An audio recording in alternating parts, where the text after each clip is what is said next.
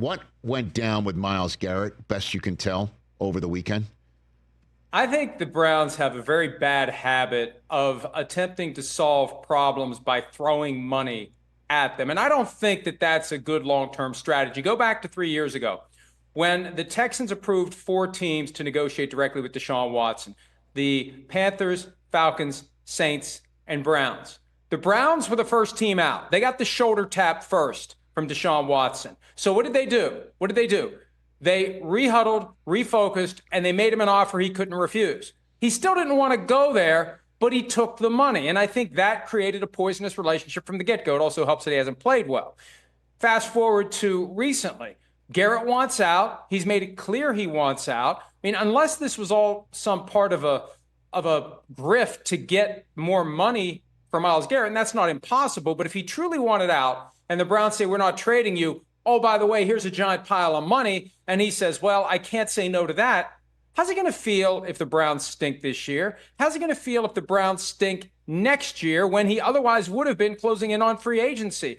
I don't think this solves anything long term unless they really do turn it around. He's still going to remember once the checks are cashed and he moves on a year or two into this new deal. If he still has regrets about playing for the Browns, it's going to bubble up. And in the interim, you got one of your key leaders, centerpiece of the team, that deep down doesn't want to be there. I don't know that that's good for the Browns.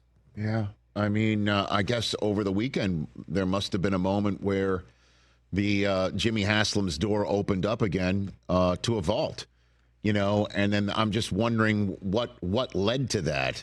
Just a decision for the Browns to say, let's make one last run at it, and then top Max. You can't even say top Max Crosby's deal. They blew it out the door, and that's now a second time Jimmy Haslam has reset a market for the rest of his members to figure out how to deal with the aftermath of that. Mike, and think about this wrinkle too.